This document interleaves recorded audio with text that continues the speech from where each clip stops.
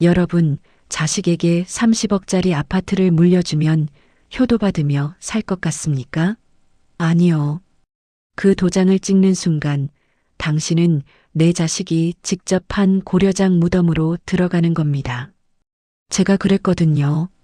내 배 아파 낳은 자식이 내 살점을 지니기고 나를 산 채로 묻어버린 그 생생한 지옥 이야기를 지금 시작합니다. 구독과 좋아요 눌러주세요.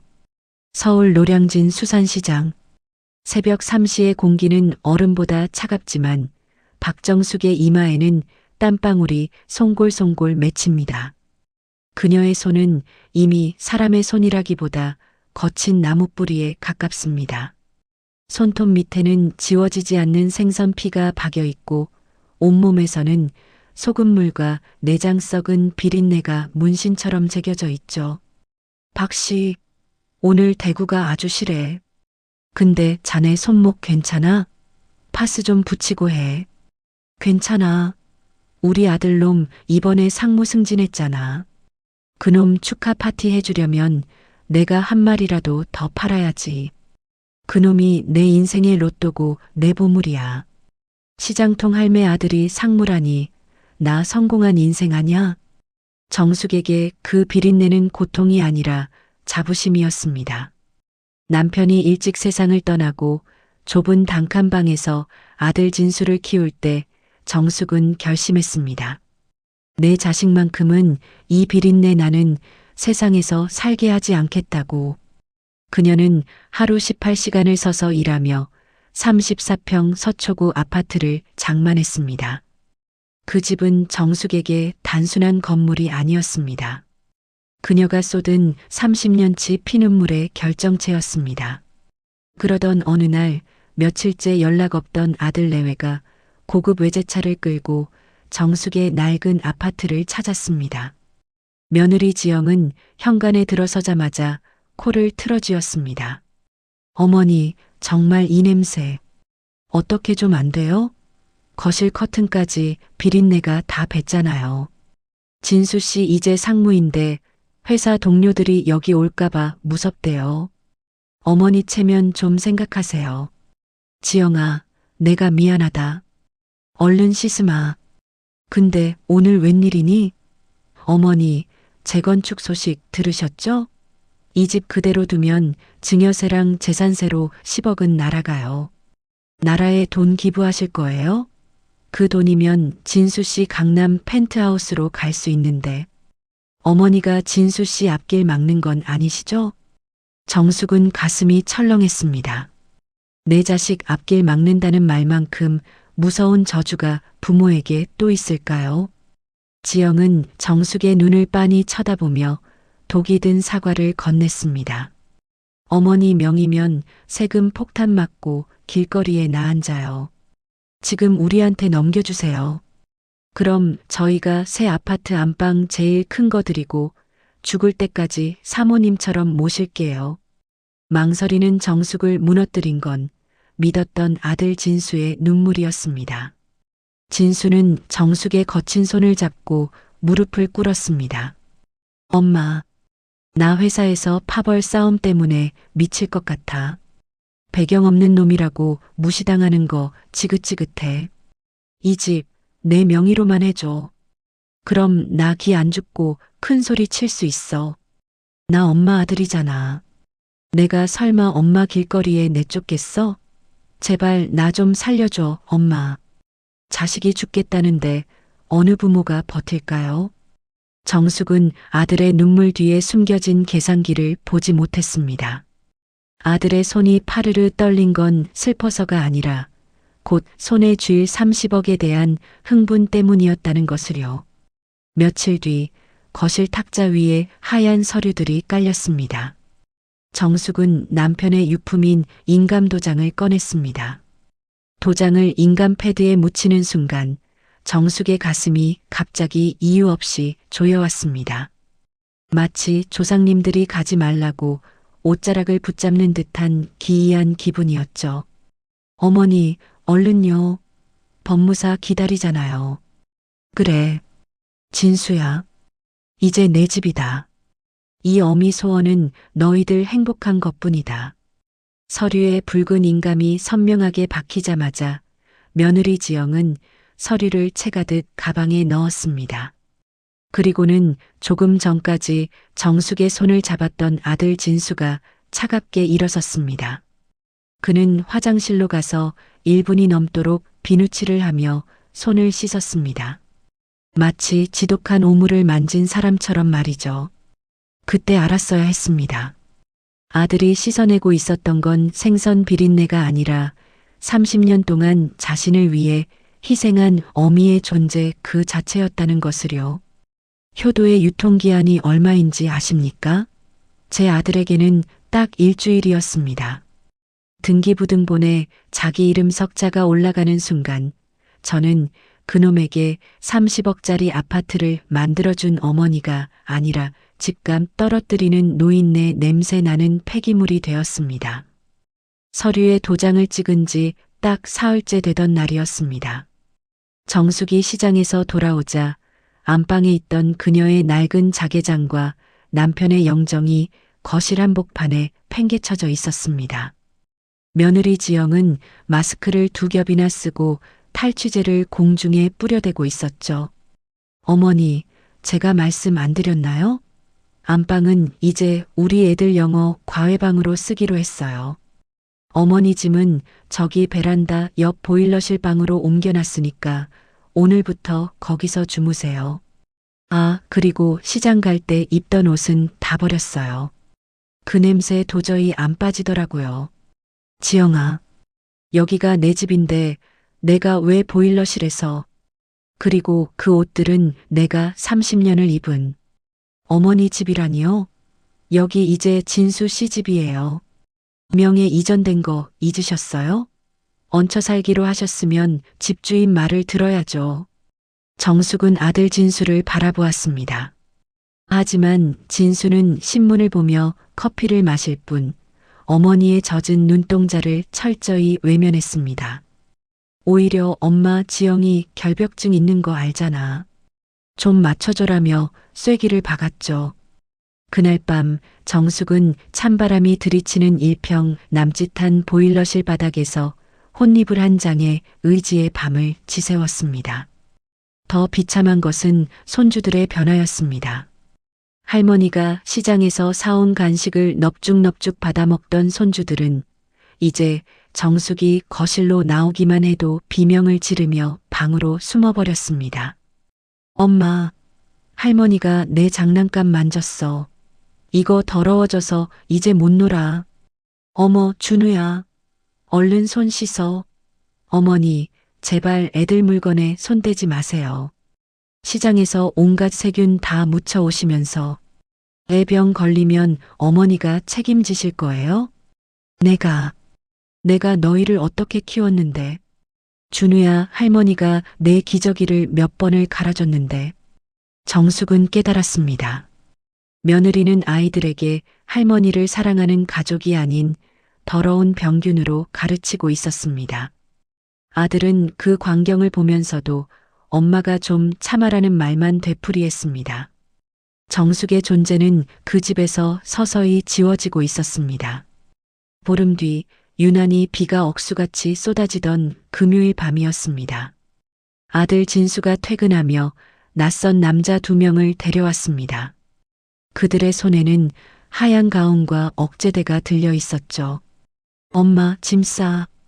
여기보다 공기 좋고 밥도 잘 나오는데 예약했어. 거기 가면 엄마 친구들도 많아. 싫다. 나 안 간다. 진수야, 너 엄마한테 왜 이러니? 내가 이 집까지 다 줬는데 나를 어디로 보내려는 거야? 엄마, 자꾸 이러면 나 회사에서 잘려. 지영이도 정신과 약 먹고 있다고. 제발 우리 좀 살게 도와줘. 엄마가 희생하는 셈 치고 가라고. 사내들이 정숙의 팔을 낚아챘습니다. 정숙은 맨발로 거실 바닥을 긁으며 버텼습니다. 진수야, 이놈아, 내가 사람이냐? 하지만 아들은 정숙이 끌려나가는 동안 창밖으로 고개를 돌려버렸습니다. 현관문이 닫히기 전 정숙은 보았습니다. 며느리 지영이 입가를 가리며 회심의 미소를 짓고 있는 그 소름 끼치는 얼굴을요. 정숙은 빗길을 달리는 검은 승합차 뒷좌석에 짐짝처럼 던져졌습니다. 차창 너머로 멀어지는 30억 아파트. 그 환한 불빛이 정숙에게는 거대한 무덤처럼 보였습니다.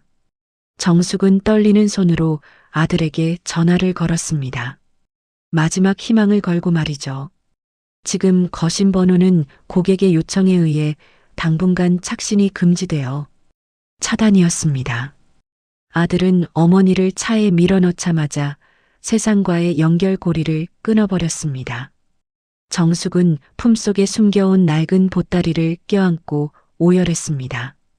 그 안에는 아들이 초등학생 때 준 엄마 사랑해요라고 적힌 카네이션 카드가 들어 있었습니다.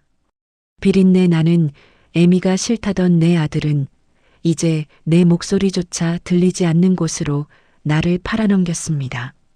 30억? 그 종이 조각 몇 장에 내 자식은 영혼을 팔았고 나는 심장을 도려냈습니다. 여러분은 요양원이 어떤 곳이라 생각하십니까? 제 아들이 저를 보낸 이곳은 요양원이 아니라 자식들이 부모를 산 채로 묻어버리는 합법적인 무덤이었습니다. 하루 2번 쉰내가 나는 밥알을 씹으며 제가 결심한 건 단 하나였습니다. 여기서 죽어주는 게 아니라 살아서 저 괴물들의 숨통을 끊어놓겠다는 것이었죠. 경기도 연천의 깊은 산속 간판도 없는 소망 요양원. 하지만 그곳엔 소망 따위는 없었습니다. 눅눅한 지하실 냄새와 소독약 냄새가 뒤섞인 복도.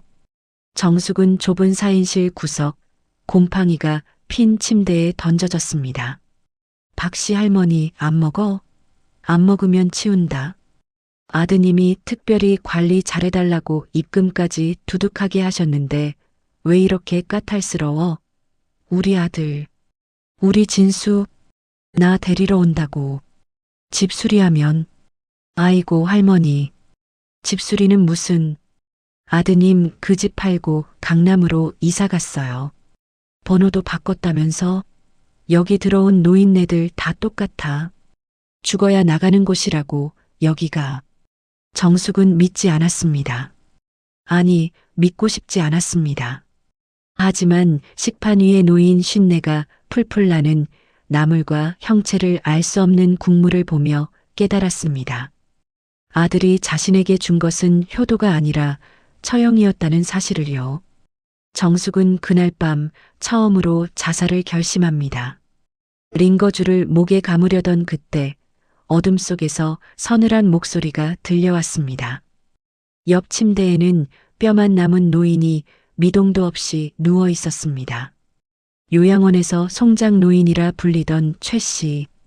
그는 한때 대한민국을 호령하던 민사 전문 판사였지만 자식들에게 전 재산을 빼앗기고 이곳으로 유배된 인물입니다. 죽으려면 나가서 죽어. 여기서 죽어주면 자네 아들놈이 보험금까지 챙길 텐데 억울하지도 않나? 어르신, 그게 무슨. 자네 아들 강진수 상무 승진 축하한다고 경제지에 나더군. 그 화려한 잔치상 밑바닥에 자네 피눈물이 깔려 있는데 이대로 눈을 감겠다고? 법은 멀고 주먹은 가깝다지만 때로는 법이 가장 잔인한 몽둥이가 되는 법이야. 나랑 같이 저놈들 목을 땁시다. 최 노인의 눈에서 타오르는 증오는 정숙의 심장에 다시 불을 붙였습니다. 정숙은 그날부터 쉰밥을 입에 쑤셔 넣었습니다. 살아야 했습니다. 살아서 내 아들이, 내 며느리가 어떻게 무너지는지 똑똑히 봐야 했습니다. 정숙은 최 노인에게 법률 지식을 전수받기 시작했습니다. 하지만 증여는 이미 완료되었고 계약서상 허점은 없었습니다. 그때 정숙은 문득 기억해냈습니다. 시장 상인 시절 거래처와 다툼이 잦아 늘 앞치마 속에 넣어두었던 낡은 녹음용 MP3요. 강제 이송되던 날 혹시나 하는 마음에 주머니에 쑤셔 넣었던 그것입니다. 자기야, 노인네 연천에 쳐놓고 나면 바로 집 팔 수 있는 거지. 강남 펜트하우스 계약금 보내야 해. 걱정 마. 치매라고 진단서 대충 끊어놨어. 이제 저 노인네 평생 못 나와. 30억이면 우리 인생 역전이야. 하. 정숙은 화장실 바닥에 주저앉아 입을 틀어막고 울었습니다. 아들의 목소리였습니다. 자신을 노인네라 부르며 죽음을 모의하는 그 목소리. 정숙의 슬픔은 곧 서늘한 살기로 변했습니다. 그래. 진수야. 지영아. 너희가 나를 죽였으니 이제 내가 너희를 심판하마. 정숙은 최 노인의 도움으로 비밀리에 시장 동료들에게 편지를 보냈습니다. 생선 괴짝을 나르던 시장 동생들이 요양원을 수소문해 면회를 왔습니다. 그들은 정숙의 처참한 모습에 통곡하며 복수를 돕기로 맹세했습니다. 김씨, 울지 마. 나 박정숙이야. 시장통에서 30년 버틴 독종이라고. 이 USB랑 편지 내가 말한 변호사한테 전해줘. 그리고 내 아들놈 회사 로비에 대자보 붙여. 30억 아파트 뺏고 엄마 버린 상무 강진수라고. 전 국민이 알게 해.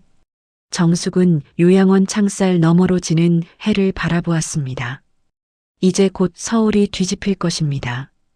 아들이 그토록 지키고 싶어 했던 체면과 성공이 자신의 손으로 만든 칼날에 베어나갈 차례였습니다. 비린내 나던 내 손이 이제 내 놈들의 목을 치는 칼날이 될 것이다. 기다려라, 내 아들아. 여러분, 자식이 부모를 버릴 때 가장 큰 실수가 뭔지 아십니까?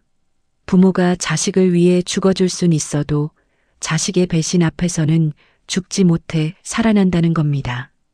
30억에 눈이 멀어 제 애미를 생매장한 내 아들아. 오늘 이 법정이 내 놈의 화려한 성공이 끝나는 단두대가 될 것이다. 똑똑히 봐라. 내가 죽였다고 믿은 내 애미가 살아서 돌아왔다. 서울중앙지방법원 민사대법정. 아들 진수와 며느리 지영은 국내 최고의 로펌 변호사 셋을 거느리고 나타났습니다. 지영은 검은 명품 정장에 선글라스를 끼고 마치 비극의 주인공이라도 된 양가증스러운 표정을 짓고 있었죠. 어머니를 강제 유기했다는 폭로가 사실입니까? 30억 아파트 증여받자마자 버리셨다면서요? 정말 너무들 하시네요. 치매 어르신 모시는 게 얼마나 힘든데. 어머니가 망상이 심하셔서 저희를 공격하시니까 어쩔 수 없이 전문 시설에 모신 거예요. 이게 다 효도 차원이었는데 정말 억울해요. 그들이 법정 안으로 당당히 들어섰을 때 방청석에서는 시장 상인들의 고함이 터져 나왔습니다. 이 천벌 받을 놈들아. 너희가 사람이냐? 재판장이 망치를 두드리며 정숙의 증언 순서를 알렸습니다. 진수 측 변호인은 정숙의 정신 감정 기록을 증거로 제출하며 그녀를 정상적인 판단이 불가능한 광인으로 몰아세웠습니다. 아들 진수는 재판 내내 정숙을 쳐다보지도 않은 채 명품 시계만 만지작거렸습니다. 재판장님, 저기 앉아있는 놈은 제 아들이 아닙니다. 제 아들은 30년 전 시장 바닥에서 추위에 떨며 제가 사준 붕어빵을 반으로 나눠주던 그 착한 아이였습니다. 저기 앉아있는 건 제 남편의 피땀과 제 살점을 뜯어먹고 자란 짐승일 뿐입니다. 이에 있습니다. 원고는 현재 인지 능력이 현저히 저하된 상태입니다. 내가 치매라고?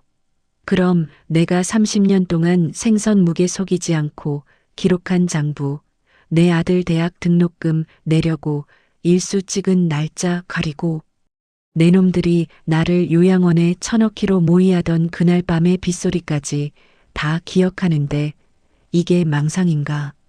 분위기가 격앙되자 특별 대리인 최 노인이 품속에서 낡은 빨간 내복 한 벌을 꺼냈습니다. 진수의 얼굴이 사색이 되었습니다. 정숙이 가장 아끼던 아들이 첫 월급으로 사준 선물이었죠. 피고 강진수는 이 증여가 아무런 조건 없는 무상증여였다고 주장합니다. 하지만 여기 이 내복 소매 안쪽을 보십시오. 정숙 씨가 바느질로 숨겨둔 종이가 있습니다. 아들이 도장을 찍어달라고 빌던 날 정숙 씨가 직접 받아낸 효도 각서입니다. 어머니를 죽을 때까지 한 집에서 모신다는 지장이 선명하죠. 그딴 거 적은 적 없어. 가짜야. 치매 노인이 조작한 거라고. 지문은 속이지 못하지. 하지만 더 확실한 게 있어. 당신들이 내다버린 손주의 장난감 곰인형 속에 무엇이 들어있는지 보겠소? 자기야, 내일 비 온대. 그때가 적기야. 노인네 실어보내고 나면 도어락부터 받고 아파트 매매잔금 치르면 바로 강남 펜트하우스로 뜨는 거야. 하, 이제 지긋지긋한 생선 비린내 안 나겠네. 법정은 찬물을 끼얹은 듯 조용해졌습니다. 아들 진수는 다리에 힘이 풀려 주저앉았고 며느리 지영은 비명을 지르며 얼굴을 가렸습니다. 재판장의 망치 소리가 3번 천둥처럼 울렸습니다. 본 재판부는 피고 강진수가 부모에 대한 부양 의무를 고의로 저버렸을 뿐만 아니라 사기 및 감금 유기 행위를 자행했다고 판단한다. 따라서 30억 아파트의 증여는 무효임을 선언하며 피고는 원고에게 즉각적인 원상 복구 및 위자료 5억 원을 지급하라. 아울러 피고인들을 법정 구속한다. 정숙은 자리에서 천천히 일어났습니다. 그리고 바닥에 엎드려 엄마, 내가 잘못했어. 라고 외치며 매달리는 진수의 손을 냉정하게 뿌리쳤습니다. 진수야, 너는 내 아들이 아니라 내가 시장에서 팔던 썩은 생선보다 못한 존재다. 다시는 내 이름을 부르지 마라. 법원 문을 나서는 정숙의 등 뒤로 몰락한 상무부부를 향한 시장 사람들의 소금 세례가 쏟아졌습니다. 정숙의 눈에선 더 이상 눈물이 나지 않았습니다. 여러분, 자식에게 이긴 부모가 행복할 것 같습니까? 아니요, 자식을 이긴 부모의 마음은 도련해진 생선 배속처럼 시커멓게 타버립니다. 하지만 저는 그 잿더미 속에서 제 이름을 다시 찾았습니다. 30억 아파트? 그거 없어도 박정숙은 죽지 않습니다. 진짜 복수는 저들을 죽이는 게 아니라 저들 없이도 내가 찬란하게 행복해지는 것이니까요. 법정 구속된 아들 진수와 며느리 지영의 몰락은 처참했습니다. 대기업 상무라는 화려한 직함은 페류나라는 낙인 앞에 휴지 조각이 되었습니다. 며느리는 구속 중에도 진수에게 이혼 소송을 제기하며 남은 현금을 챙기려다 발각되어 가중 처벌을 받았습니다. 엄마, 나 한 번만 살려줘. 탄원서 한 장만 써주면 집행유예로 나갈 수 있대. 나 엄마 아들이잖아. 나 여기서 죽을 것 같아. 진수야. 내 아들 진수는 30억 아파트 명의를 넘겨받던 날 이미 죽었다. 지금 내 눈앞에 있는 건 내가 평생 시장 바닥에서 기어다니며 키워놓은 탐욕스러운 짐승일 뿐이야. 내가 지은 죄, 내가 다 씻고 나와라. 그게 내가 너에게 줄 수 있는 마지막 사랑이다. 정숙은 차갑게 일어섰습니다. 뒤에서 들려오는 아들의 절규와 욕설을 뒤로 한 채 그녀는 단 한 번도 뒤돌아보지 않았습니다. 인연의 끈은 이미 그 비 내리던 요양원행 승합차 안에서 끊어졌음을 정숙은 너무나 잘 알고 있었습니다. 정숙은 되찾은 아파트를 망설임 없이 매각했습니다. 그리고 그 돈으로 강남의 펜트하우스를 사는 대신 자신을 가두었던 그 연천의 산골짜기로 향했습니다. 그녀는 폐허가 된 요양원을 인수하여 완전히 새로운 공간을 만들기 시작했습니다. 이봐요. 창문은 더 크게 내주세요. 자식들 기다리느라 목 빠지는 노인네들, 햇볕이라도 마음껏 쬐게. 그리고 주방 화력은 제일 세게 해줘요. 내가 직접 생선 구워서 대접할 거니까. 정숙은 그곳의 이름을 정숙한 안식처라고 지었습니다. 자식에게 배신당하고 갈 곳 없는 노인들을 위한 무료 쉼터였습니다. 시장 동료들이 매일같이 싱싱한 식재료를 날라왔고 정숙은 다시 앞치마를 둘렀습니다. 그녀의 손에선 이제 더 이상 비참한 비린내가 나지 않았습니다. 그것은 누군가를 살리는 생명의 향기가 되었습니다. 어느덧 1년이 흘렀습니다. 정숙은 더 이상 아들의 전화기를 기다리지 않습니다. 손주들의 얼굴을 떠올리며 가슴 아파하지도 않습니다. 그녀 곁에는 요양원에서 만난 최노인과 자식보다 더 깊은 정을 나누는 시장 동료들이 있습니다. 박 씨, 오늘 갈치구이가 기가 막히네. 아들 생각 안 나나? 판사님 생각나면 어떻고 안 나면 어때요? 내 인생 내가 사는데. 나 이제 진수 엄마 아니에요. 그냥 시장통에서 뼈 굵은 박정숙이지. 죽을 때 내 이름 석자 당당하게 가지고 가면 그만 아니겠소? 그녀는 이제야 깨달았습니다. 자식에게 모든 것을 거는 것이 사랑이 아니라 나 자신을 온전한 인간으로 지켜내는 것이 진정한 유산이라는 것을요. 30억 아파트보다 더 값진 것은 굽은 손마디로 정성껏 차려낸 밥 한 그릇을 이웃과 나누는 평온함이었습니다. 여러분, 자식에게 모든 것을 내주고 빈 껍데기로 남으려 하지 마십시오. 부모가 당당해야 자식도 사람 대접을 합니다.